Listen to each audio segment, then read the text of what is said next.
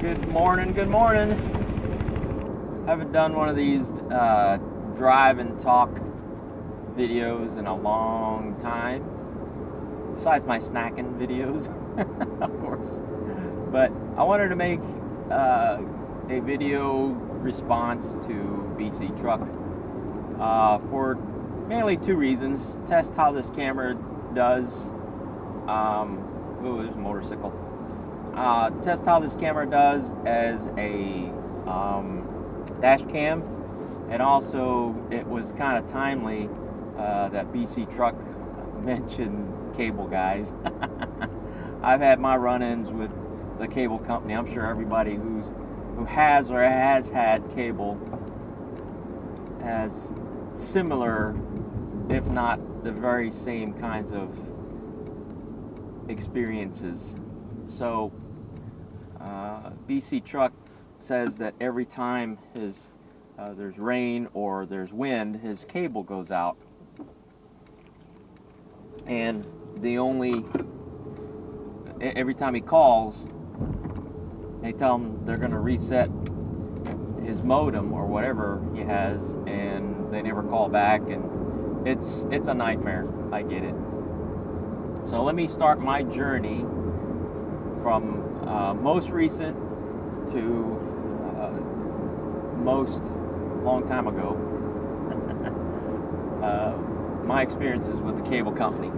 The latest one was when I was living in my previous house. I was moving in, the house was still empty. I had set up the appointment 3 or 4 weeks in advance after I had purchased the house, because I was still living in Pittsburgh, and so I wanted to get it in as soon as possible, so as I'm moving in, when I'm at the house, you know, putting stuff away, at least I'll have internet and TV or something to watch, or, you know, just to get it out of the way, so I'm not waiting until I'm fully moved in to get cable and internet and all that. Well, the only service in that subdivision was, you guessed it, Xfinity, Crapcast, as I call them. So I call, make the appointment. You know, they're really fast as far as setting you up for connection, so they can start charging you money. So I get the the appointment set up. Everything goes as scheduled. The previous owners move out, have the house cleaned. I go to the house. I put a few things away. I'm piecemealing, moving my stuff down from Pittsburgh.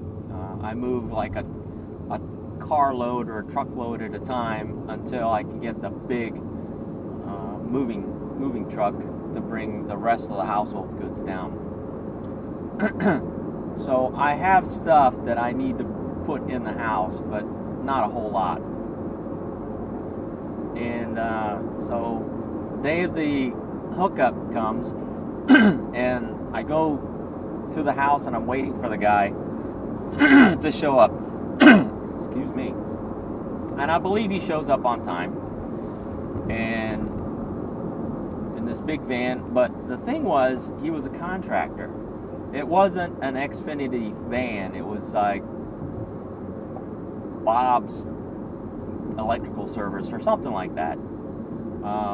It didn't have Xfinity on it, as far as I remember. And so the guy comes out, and he goes in the house, and he goes, "Where are your TVs?" I'm like, "In a moving truck?" "Well, I can't do anything for you unless you have TVs." I was like, "What are you talking about? You know, I set this up. Nobody told me anything about not having or needing to have TVs when the installer shows up." And it's like, "Well, I can't do anything for you unless you have TVs." It's like, "Well, can you just leave me the box, the modem, and I think it was 3 cable boxes, and I'm sure the previous owner had Xfinity, so there is the possibility of just turning on the switch and getting service to this house. It was a fairly new subdivision. I think the house was only like 4 years old. There's one of those big junction boxes on the outside with a bunch of cables hooked up to it. Right? So he's like, nope, can't do it. So I was like, don't leave. So I call Xfinity, and of course, wait 10-15 minutes to get somebody on the phone. And he says, you know what, I can't wait around. I gotta go. I got another appointment. And I was like, so I can't remember if I got his name or not, but whatever. Took the name of his company down, and finally, when I got a hold of Xfinity, in between that, I'm like calling my new neighbors. The neighbors across the street gave permission for the previous owners to give me their phone number, because they're a relatively young couple. They're about, well, I wouldn't say young, but they're about the same age as my wife and I. So we're contemporaries, right? So anyway, I call them, and they say, can I borrow your TV? And they're like, what? And it's like, the cable guy's here. He said he won't hook it up unless I have a TV to hook up to, which doesn't make any sense to me. So they're like, well, I have one. You might try the neighbor next to you. So I said, well, what's their number? So I called them, and it's like, hey, this is a weird phone. There's a weird request. I'm your new neighbor. Is there any way I can possibly borrow a TV of yours? Because the cable guy said he won't hook up, the whole spiel. I'm like, well, ours are hard mounted to the wall. I was like, all right, well, I get it. I understand. Thanks for listening. So anyway, the guy leaves. I don't get my cable service that day. And I'm like, well, how long is it going to take once I get my TVs here for you to come hook it up? And he's like, I don't know, you have to call scheduling. Great. So I go to call scheduling, and I explain the situation. They're like, oh, if you just want the boxes, we have an office like 5 minutes away from you. You can just go there and get the boxes. I'm like, and you guys couldn't offer this to me 3 weeks ago? I could have just gone to the office and, well, most people don't like, well, we don't normally like to do that, and most people don't like to do their own installations. I'm like, I don't care. I just want service to my house. If it's just a matter of hooking it up and you guys flipping a button on at your office, that's all I need. You should really offer that to people who move in to, and it's not like they don't know. It's all in their, it's all in their Big Brother database, who has service and all that. I mean, if they can restart your equipment from the Philippines, I'm sure they know whether you have service or not. And if they can tell you, oh, your modem's working just fine, they can tell what you have and what you don't have, and just say, hey, here's the box. Here's an option for you to go get your box. And they never could answer me whether the guy who came out and said I have to have TVs in order to install or not was full of garbage, or if that's their policy. He was a contractor. Maybe he had different rules. I mean, he was a nice guy. He wasn't being a jerk or anything, but he knew what he knew. But so that was my fairly most recent experience with him. The same house, different scenario. Same house, so kind of like with Brad, the service would go out intermittently. Not necessarily during a rainstorm, but kind of at a random times. And it progressively got worse and worse, and it happened more often where the cable would just go out. It would just stop working. And in Georgia, supposedly, Crapcast does what they call throttling. So when you exceed a certain amount of data, even though you paid for unlimited data, they throttle your service back. So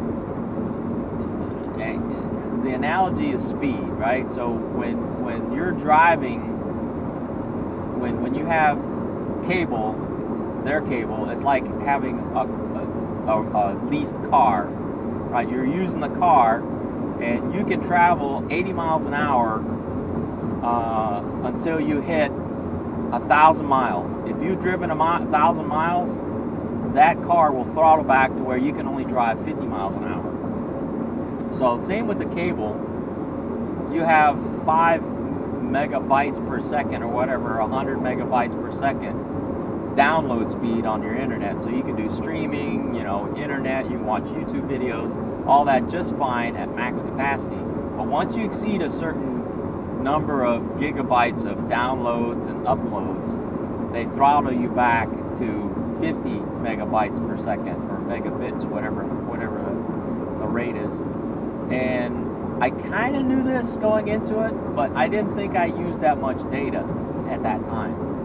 So I thought that was the problem, right? The cable would just stop working. It wouldn't be slow, it would just stop working. Like my phone would stop getting, it would show I have internet connection, but when I try to go to like Facebook or YouTube or something, it would just say no internet connection. So I call, of course, and go through the whole rigmarole, and finally they sent somebody out. 3 different times they came out. Well, we tried this, we tried that, and finally the last guy that came out, real smart guy, or presented himself as a real smart guy. I perceived him as a real smart guy, and he says, "Man, they really screwed you up. They didn't hook up this right, they didn't hook up that right. There's a thing supposedly called a MOCUS, M-O-C-O-S or M-O-C-U-S filter that was never installed. And apparently what the MOCUS filter does, it I don't know, has something to do with throttling, or has something to do with reducing noise. And apparently that was, he could have been BSing me, I don't know. But whatever he did, it solved the problem. So I call up Xfinity, and just like Brad says, when you go to cancel your service, they're all about helping you out then, right? So maybe that's the hack. If you can't get through the normal channels, which you probably won't be able to, cancel your service. And they've kind of got a gotcha in their in their contract, where they charge you if you don't continue your service somewhere else. Like if you have a contract for a year or so,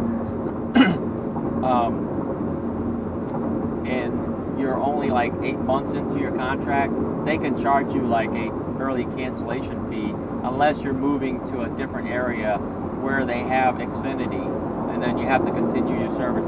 And even at that's a little dubious. But anyway, I called. I was like, you know what? I've had so many problems with you guys. I'm gonna cancel.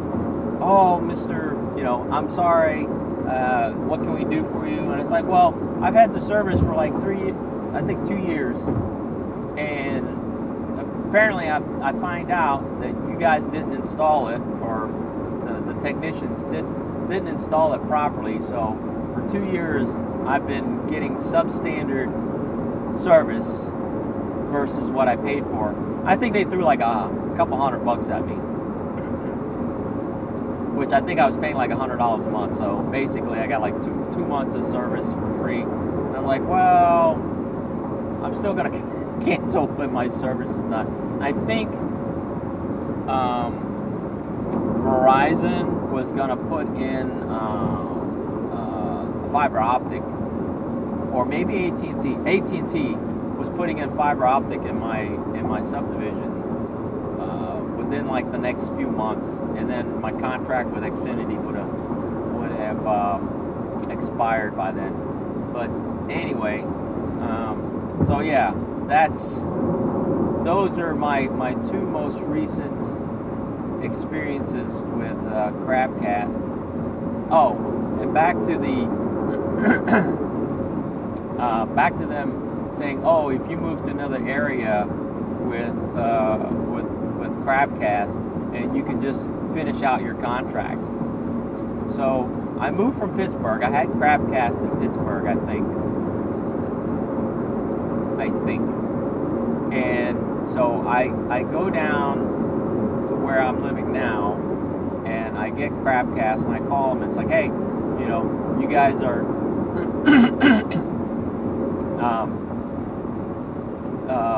I'm going to continue my last contract, so you guys don't charge me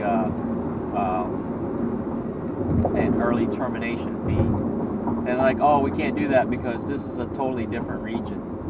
It's like, what? And I was like, but the guy up in Pittsburgh, or whoever, when I was living in Pittsburgh, said, oh yeah, we won't charge you a early cancellation fee because wherever you're going is has Crapcast.